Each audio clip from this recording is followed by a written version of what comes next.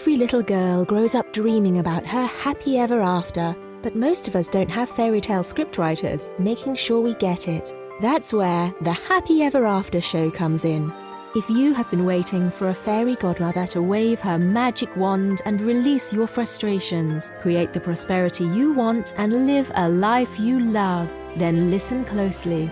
It's time to learn how to make your own wishes come true with your host, Cassie Parks. Hello and welcome to this episode of the Happy Ever After show in this second season called Double Your Business. I know that if you're listening and you're here, it's because you want to double your business without doubling your hours so that you can actually enjoy the life that you've built.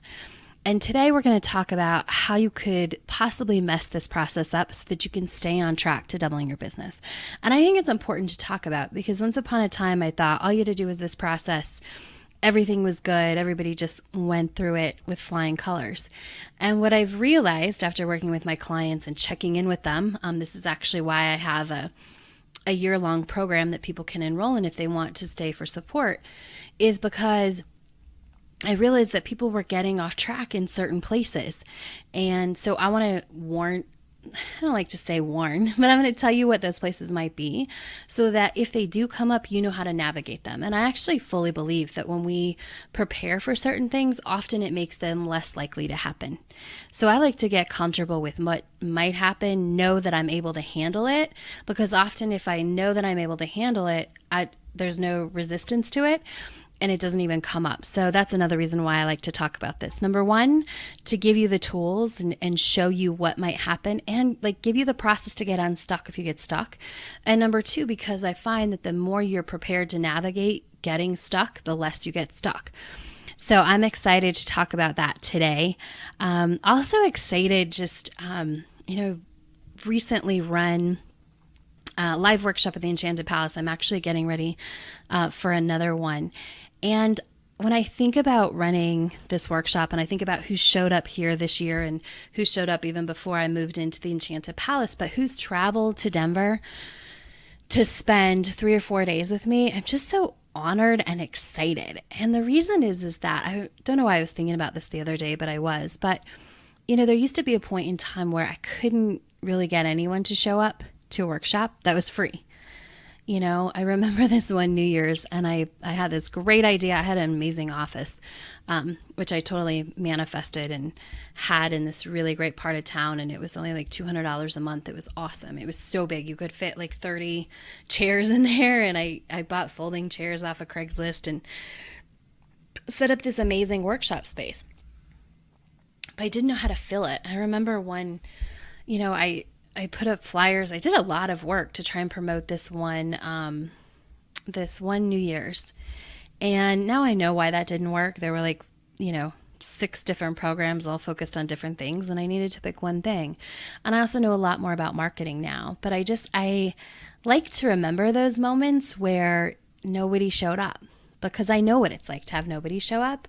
And I know what it's like to have people who travel across the country and pay to stay in a hotel and make the investment in themselves to hang out with you. And so if you've ever been at that place where nobody showed up or you feel like not enough people are showing up, I just want to say that I've been there and I know what that's like. And I use this process that I'm teaching you all to have people show up and to really open up and receive that, both people showing up to be supported by my work, also the money, paying and investing the money, and it's different, eventually I could get people to show up for free. Right. And I remember, this was a different New Year's, but a few years after that New Year's where nobody really showed up, I had all these postcards printed and all this stuff.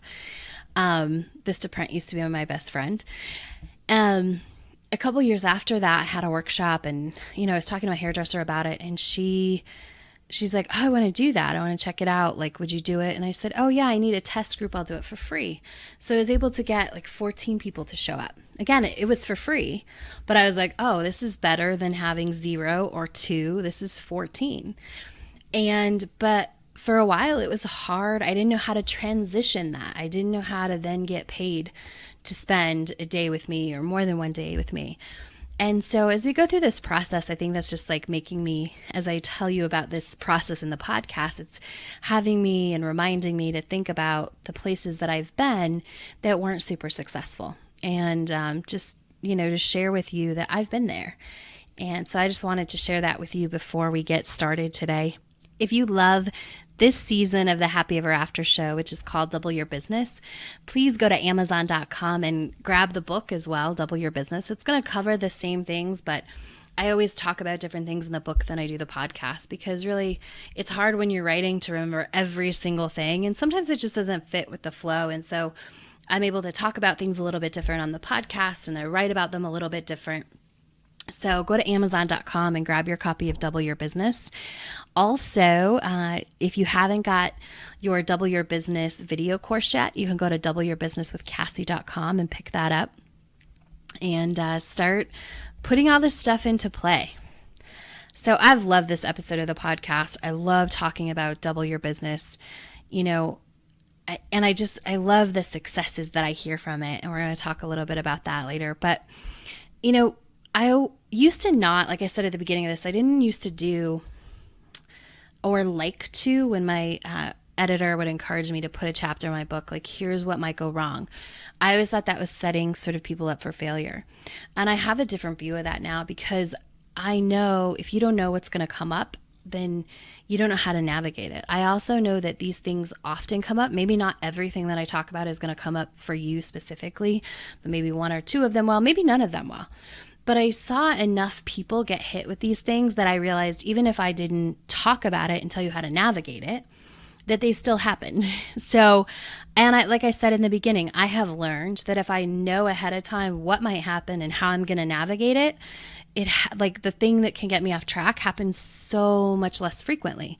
And I think part of that is that it reduces resistance. I know no matter what comes up, I'm going to get through it. I'm going to handle it. And I know how to do it up front. And I also think that when you know what might happen, you can head it off at the pass. So it doesn't have to, throw you off track. You're like, oh, this is a little bit, you see a little bit of getting off track before you get way off track. So I'm just going to talk about the most common things that could happen if you do the Double Your Business process that might get you off track. And so the first one we talked about episodes ago, and that is not setting a high enough income intention. So there's a whole episode about your income intention and your future budget. And one of the places that can really get you off track the fastest is not honoring whatever number you got there. So if you've at all changed that number, or, it's a couple weeks. So if you've been listening along the way and you have, you started with a number and you've sort of thought your way into a different number, get back to the original number. It might be scary. And if you don't know how you're going to get there, that's actually the best thing that can happen. I've watched one of my year-long participants. She created her budget. She did all this stuff. And I think I've mentioned it before. And I said, just stay clear with what just stay on this course, and, because she wanted to figure out how she was going to make the money. And I just said, you know what, let's stay with what this is the amount of money you want. This is the life you want. Let's stay with that life, what that money gets you and how that money is in your life.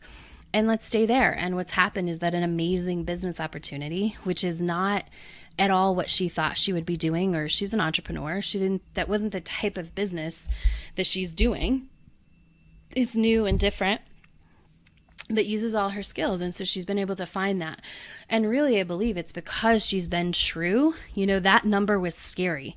Her income intention was very scary for her. There was a lot that went through. She thought she was going to be judged for it. She judged herself for it, all these things. But when it came down to it, and she honored it and just went all in, the path appeared, as it does, as I've said on all of these episodes before.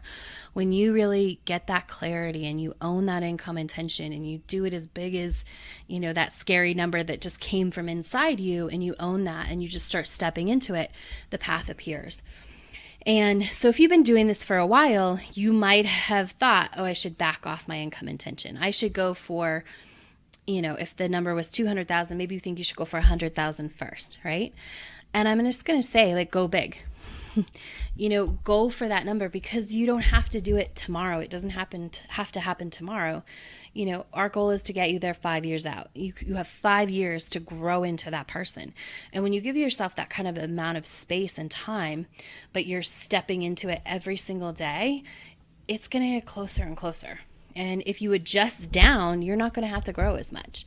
And you're going to be confined by that bubble that you've just, shrunk yourself into. So really, that's the first place that get you off track, is not honoring really that high enough income intention. So trust whatever came up, trust the process, trust that you can grow into the person who makes that, even if you don't know the how. Trust that your business can get that big, your personal income, whatever it is, just trust and really own that. And if you've started to sort of veer off that course, get yourself back on that course. Revisit that income intention, revisit that future budget.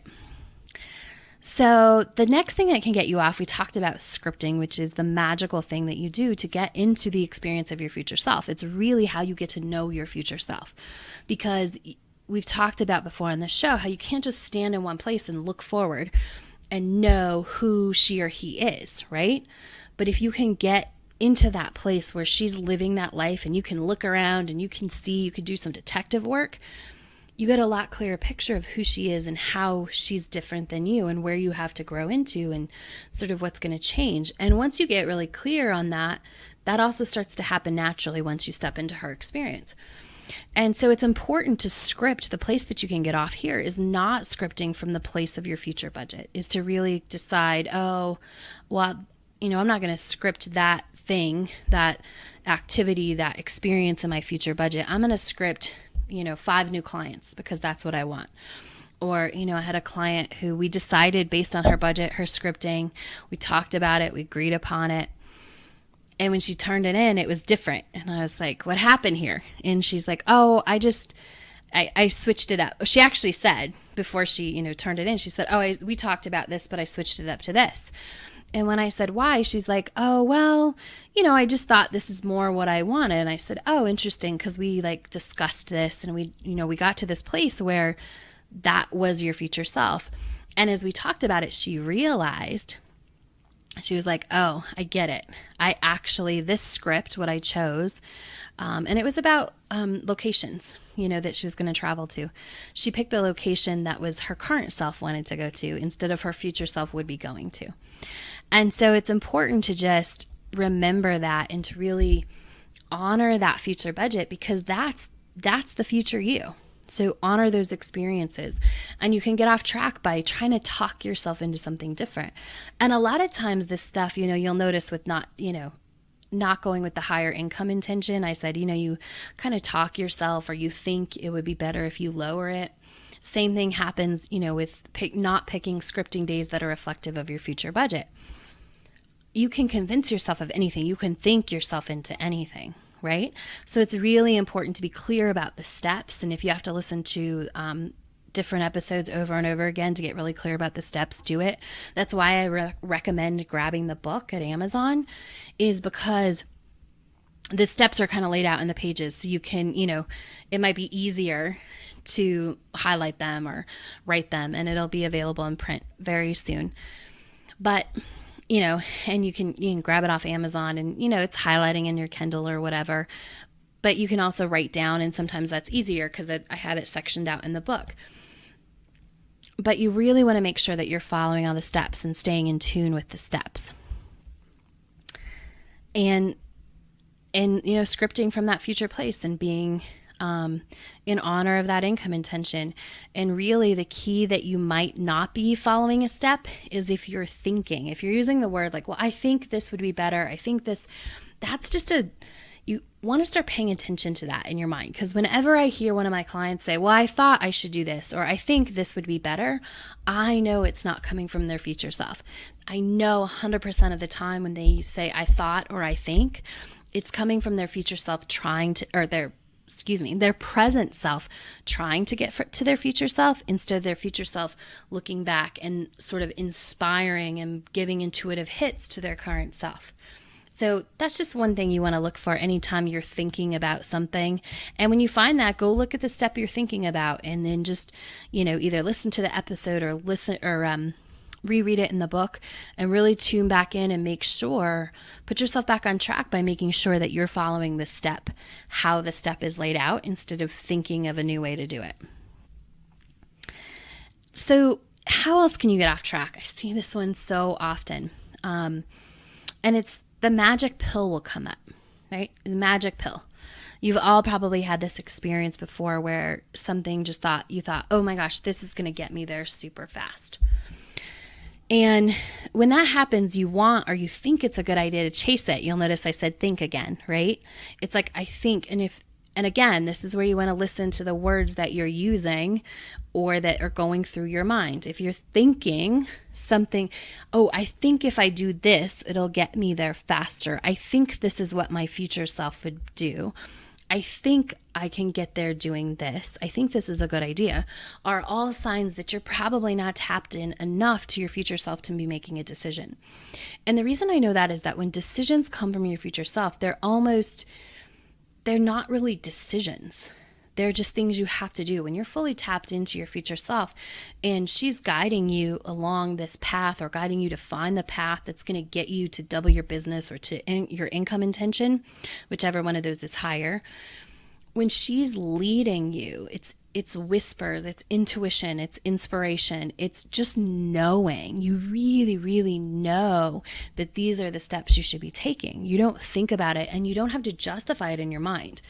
Right? And that's what I think about when we say, oh, I thought this would be good because A, B, C, D, E, F, right? When you think and then you're justifying it, that's not your future self. When it comes from your future self, you just know. One of the ways I describe this is, when I started working with my mentor, it's like the credit card just found its way out of my wallet. Like wasn't conscious, like, should I pay for this? Should I not? It was like here, because I was so tapped into my future self and this was the next step. And again, that next step is different for everybody. But, I've talked to some of my clients too who've, joined my year-long program, and one of them's like, yeah, there was no thinking. It was just something I did. And that's that place that you want to be acting from. And that's the place when that's happening, when you're just doing and taking steps without thinking, that is your future self leading the way, right? So if things just feel like they're just naturally happening, that's totally your future self leading, guiding you being pulled along, all of that. It's when you stop and you think and you justify all of this, that's when you're off track. One of the things about this is the example that comes up a lot. I've written a lot of books, and I write them because it fits with my business. For me, it's a way that I deepen my voice every time I write a book. And so that's one of the reasons why I keep writing more and more books. Although this book, I think, may be the last one for the next little bit. So we'll see how that all shakes out. But I'm being guided to sort of just like, this is it for now. But often what will happen is I'll get people and they'll say, oh, I think I should write a book. And they'll get a book program. And they'll email it to me. And I get this one a lot. And I think it's because, I don't know why exactly it is. It's just an easy thing that it's like, oh, this is it, right? And so I think I should do this. And this is going to just take me straight to my future self. And the thing is that there's a lot to do with it. Most of the time, they're not clear enough about what they want to write the book about. I don't think you should write a book unless it's pure joy. If it's pure joy, you should absolutely write whatever book you want. But if it's intended to get you where you want to go or be part of the process, it either you just need to be like totally inspired to do it, which means you don't stop and think about it, right? Like when I wrote my first book, I didn't stop and think about it. It was like, okay, here we go. Like, this is the process I'm going to do. This is it. I didn't think at all because I was being inspired. I was being led and guided by my future self. But when you stop and you think, I had this happen this week. I got an email about a possible promotion thing. And I sat there and I thought about it and I started justifying it and I started looking at the numbers and I posted it in my mentorship group and all these things. And the truth is that I know I got caught up in the moment. I didn't do it because I know it wasn't for my future self. There was too much thinking. If it was for my future self, it would have been no question, reply back, here you go. Right? And there's something about that I think is pulling me to my future self. And it's more about getting clear on some other stuff in my business, right? So you have to learn to navigate those things and recognize, really, even I still have to do it, recognize when I'm thinking about something versus when I know something. And that often happens, So just be aware of that magic pill thing coming up. It's like this magic horse, this magic whatever you think feels magic. And one of the ways is that the energy is very high. When things come from your future self, they're very calm. Like, they're exciting, but they're also very calm. There's sort of not that hyped up energy. So be aware of that magic pill. The other thing that could get you off track is not going through the whole process. You got to go through the whole process. If you're going to do this, you can take one or two things and integrate them into your own system. That's awesome. But I don't know if that works in terms of results. That hasn't been tested. But this process, if you do the whole process, I know it works. It's worked for me and it's worked for my clients. Over and over again, the process works. So if you're going to do the process and you really want to go all in and you want to double your business without doubling your hours so that you can have time to actually enjoy the life that you've built, do the whole process. If that's what you're going all in for, go all in for it and do the whole process, because doing parts of it, like I said, may or may not work. I'm not going to say that if you don't pick up a couple of things and you integrate them, they might work. Totally might work. But in order to really get, to that big income intention, you want to do the whole process because it's going to work quickly and easily. So, and just keep doing it. So that's the other way you can get off track, is often people just stop doing it, or it hits a period where it's not as much fun as it was, or it feels a lull, or it feels a little bit forced. And I'm going to tell you that if you script through those moments are generally moments of transition. They're moments of things shifting and changing. Like they're just moments where the grooves in your brain are getting formed.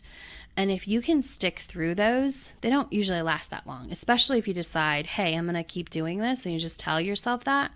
Often you'll drop that sort of resistance. And it can be resistance to tapping into that future. It can be just that it feels uncomfortable. It can be a brain detox thing because your brain is shifting and changing. It can be all of those things. But what I found is when you hit that place and you just kind of want to stop, if you just keep going, even for 3-4 more days, maybe even a week, that all shifts, and that's when things open up. And it's because things are changing, and so it doesn't always feel comfortable. I wish it did. But what I've found is that as you grow and change, it's not always comfortable because you're growing. It's like a kid with growing pains, right? Like sometimes it hurts. Sometimes when their bodies are getting bigger and growing, it hurts. And sometimes when you're growing mentally and emotionally and spiritually, it doesn't always feel 100% good 100% of the time. And I think you can set some intentions about that. It's just one of the things I've found. And it's one of the things that instead of choosing to resist that and try and talk myself into the fact that it doesn't have to be that way, it doesn't have to be hard, it doesn't have to do this, all these things, it can be 100% comfortable all the time. Instead of talk myself into that, what I've learned that personally works for me is that I just lean into that. Now that I know and I've seen, okay, this is a pattern. I don't have to freak out that it's uncomfortable. I can just allow myself to feel whatever I'm going to feel. And I can lean into it and I can keep doing what I'm doing. And on the other side, it's going to feel a lot better. And what I've found knowing that and going through the process like that is that uncomfortable feeling, whether it's being emotional, which is often what happens to me, is I get very emotional and very sometimes angry or weepy when I'm changing and growing. Sometimes I just feel withdrawn. Sometimes it's like I just don't want to do anything. But what I've felt is if I lean in and I say, that's okay, this is part of growth, it really goes by faster. And it doesn't happen in these giant ways that it used to, right? And it used to feel super uncomfortable. But now I see it coming and I can just sort of lean into it and take it in stride and feel it. feel that it's uncomfortable and honor that it's okay, it's uncomfortable. And I'll even tell myself, like, this is good, I must be growing. Did this the other day. I was feeling sort of out of sorts, and I said, you know what, this must be growth, because it doesn't make sense totally in my life, but I can honor it and I can feel it, and I can just accept that it's there and know that it's going to pass, and that I'm going to come out better on the other side. So, and I think a lot of people get off in that when they hit that uncomfortable feeling. And like I said, I wish there wasn't an uncomfortable feeling. And some people I think will tell you that there's not. I see it in my clients, I see it in myself, and I've just come to accept it, which has actually made it a lot better and a lot less. So you get to choose how you go through things. And if you want it to be all roses all the time, you can totally get everything on board for that. And I'm good with that. Like I said, that takes me like too much energy to try and like, it's just too much to set that intention. It's really easier for me to surrender and let it be not 100%, all sunshine and roses all the time. And that really helps me get through that and get back to the sunshine and roses, right? It's like a little tiny rainstorm, and then it's even more beautiful. So like I said, I wanted to give you some ways that you could get off track, because I think it's going to be easier to stay on track if you know what those are and you know how to navigate, and you can get yourself back on track. And hopefully my intention is that you don't get off track. You just fully go full steam ahead. I'm getting emails from you that say, hey, double my business in 30 days. It's awesome. Thank you so much for the podcast. That's my intention. But I also have experience, and I know that that doesn't happen for 100% of the people, and that's okay, because I actually like the part of the journey for me where I have to grow, and I like navigating some of these things sometimes. And more than navigating them, I don't love navigating them. I love knowing that I can navigate them, and I love knowing that I have to navigate them because I've grown to a new level. So I'm outgrowing who I used to be.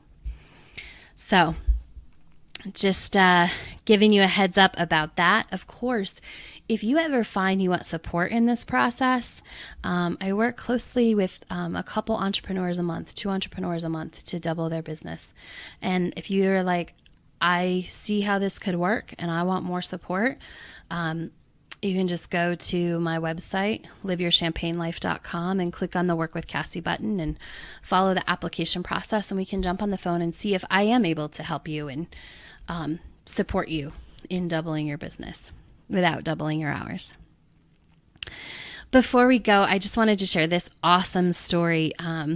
Somebody that has read my book, Manifest $10,000. She's a realtor, and she, sent me a message. She's like, I just, sent your book. I have 4 closings set up that'll be more than $10,000. I'm so excited. I just saved $10,000 almost, or I think she did save $10,000 on an air conditioner. Just all of these fabulous things just from reading Manifest $10,000. And so, that goes back to what I just said. Sometimes you can just get the information and you can go and run with it. And I hope that that's you. So I just wanted to share that. Before we go, the mantra for today and this week is, I stay the course. I stay the course. Practice it, put it on a sticky note, do whatever feels good. And remember that you can take the Double Your Business video course at doubleyourbusinesswithcassie.com. I'll talk to you next time. Thanks for joining us on the Happy Ever After show, where you don't need a genie lamp to get your wishes granted. Now that you're inspired and ready to take action, get yourself on the path to your happy ever after by scheduling a complimentary strategy session at createmyhappyeverafter.com.